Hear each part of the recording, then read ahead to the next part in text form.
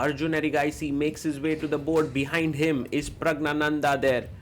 Arjun has been in great shape in this tournament at the World Rapid and Blitz in Doha, Qatar. In the Rapid tournament, he secured a bronze medal. In the Blitz tournament, he started off quite well. He's on 6.5 points out of 8, and he now faces the world number 1 Magnus Carlsen with the black pieces. Arjun comes to the board, adjusts his pieces, adjusts the clock there, and waits for Magnus to arrive. Magnus, as always, arrives in a hurry, shakes hands. This time he comes before the game has begun. He settles down, and let's see what happens in this one, because Arjun has beaten Magnus before, while of course Magnus has also beaten Arjun several times. So it's a fight of great players, handshake. And this, dear friends, is the ChessBase mobile app recap of the day. Get your ChessBase mobile app and begin your journey of chess improvement. E4, C5 played, knight to F3, and E6 by Arjun. Magnus goes for something completely offbeat with H3. Now we all know that in this tournament, whenever someone plays D6, Magnus is playing bishop C4.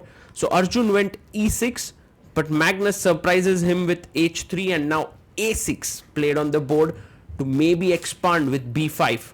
Pawn to C3 to push D4. Are we going to transpose in French territory? Yes, D5 played, and now taking on D5 makes a lot of sense.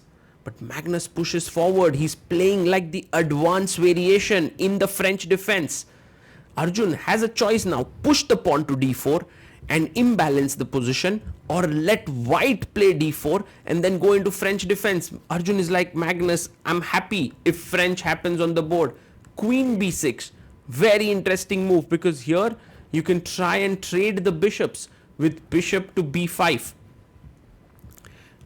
And Magnus is thinking there are a few ways you can meet this. You can go bishop E2, and when bishop B5 is played, you can play C4. This is a very typical way in which you try to take advantage of your lead in development. The other way is to play bishop D3, and when black plays bishop B5, he goes bishop D3. And this plan is very interesting, because if bishop B5, he wants to keep the bishops on the board. It happens. Bishop B5, and Magnus goes bishop C2. That's so ambitious. He now plans to kick the bishop away with A4 and then castle. So Arjun would want the bishop to remain on this diagonal, which is why he plays pawn to A5. Now the bishop can settle down on A6 when A4 is played. Very, very interesting fight ongoing here. And Magnus now, you see him there, not so happy with himself. Pawn to A4. He's 30 seconds behind on the clock. A good idea seems to be knight A3 to B5. Maybe in some lines even giving up a pawn. Knight goes to D2. And this may be not the best way to play, because there is pressure on D4 now.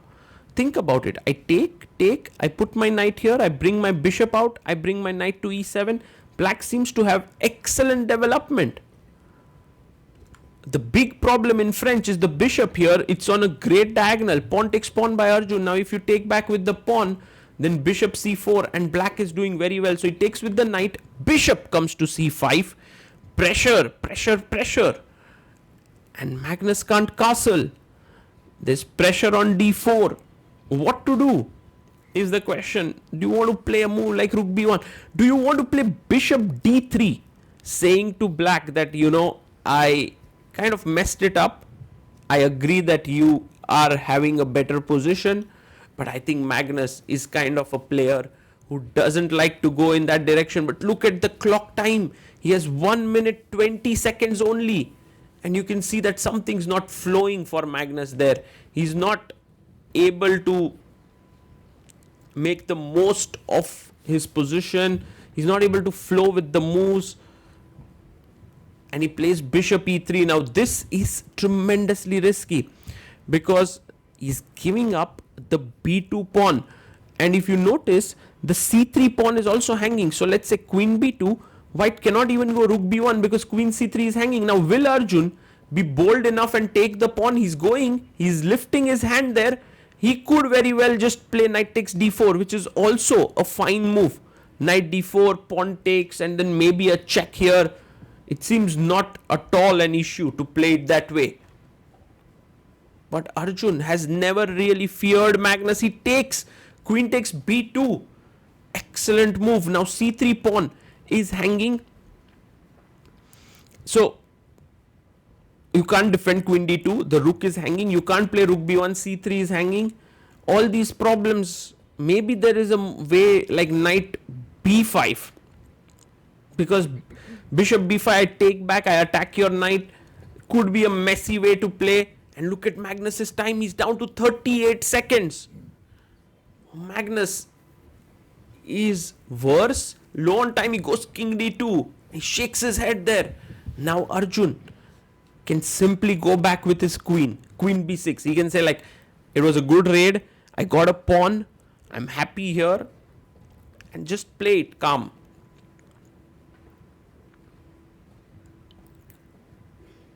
And Arjun just making sure to make the most of this opportunity that he has against Magnus.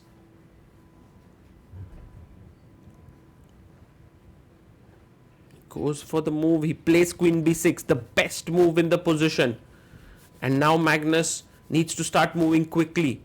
He goes rook e1, defending the e pawn. Knight develops here. Rook b1, attacking the queen. The queen can drop back, goes to c7. Knight jumps to b5. He chops off the bishop with a check. Rook takes on b5. And now if pawn takes, you may move the knight, but there's also a possibility to play d4. Look at this. Magnus is thinking whether to take with the rook or the pawn. Because pawn takes, he takes it, and now knight b8 is good, but d4, excellent move. Pawn takes pawn, knight jumps to b4, opening up the queen. Rook c8 coming in.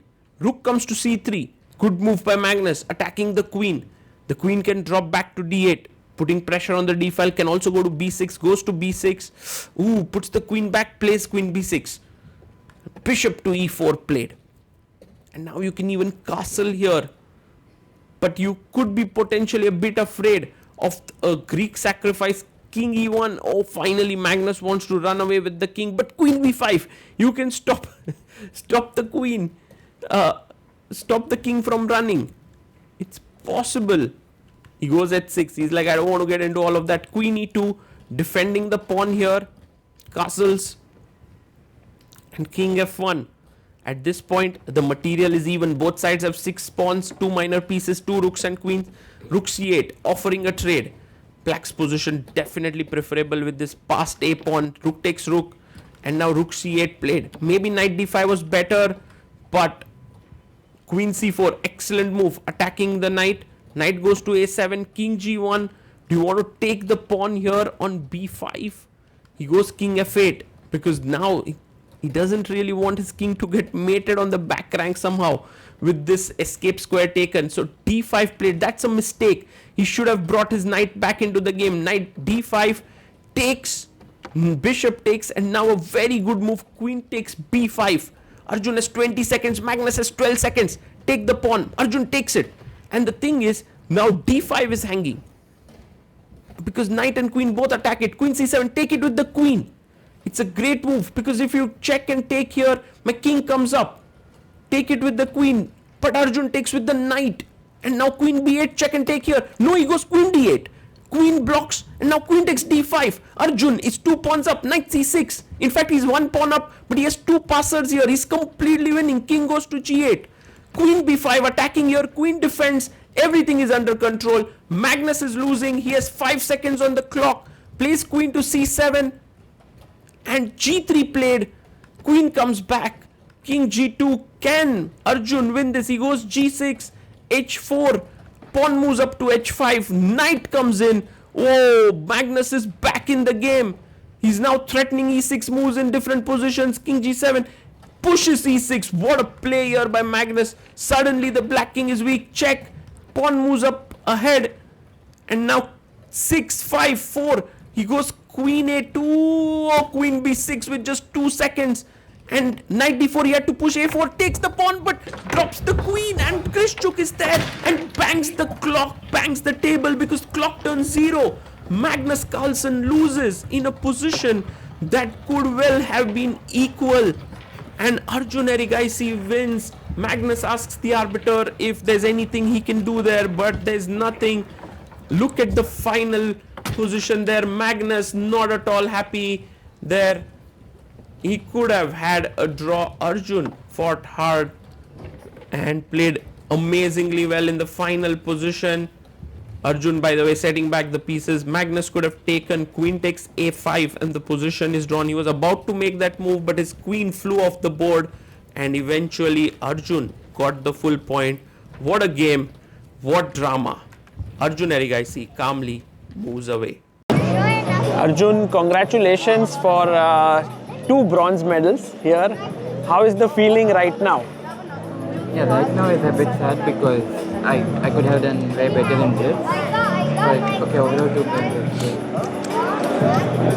When today began, you were in epic form. You scored 5.5 out of 6 today. 5 out of 6. And at 4.5 out of 5 at some point. It was amazing the way you played. Yeah, I think I was playing well, spotting all tactics and maintaining good space. And the Swiss at that point. Which was your favorite game in the Blitz out of all that you played? I think the one with Javo like I played quite well, and yeah, in the complications I think I was always on the better side, but in the complications I handled the things well. And also your game with Nodirbek was really good. Yes, the finish with d3, d2 and taking on f2, all that. And what about the game with Magnus? Is that a special one? I think you played quite well, although in the end there was a lot of mess that happened. But the game in itself was quite nice. Yeah, it's special in the sense I managed to outplay him in the middle game from a normal random position with black, so I was quite pleased about that. Okay, I misplayed and in the end it should have been a draw. But yeah, I won on time.